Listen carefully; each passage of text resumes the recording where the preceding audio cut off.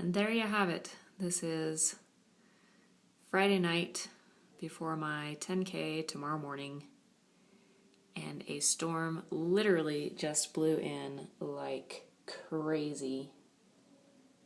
1 second there was no wind, the next second the trees were blowing sideways and the clouds rushed up and over the mountains, which you can't see. They're right there.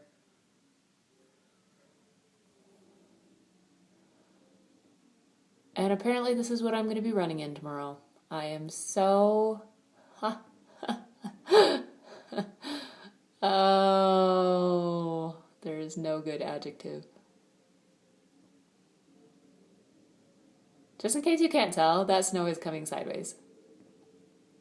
I'm going to be running into that.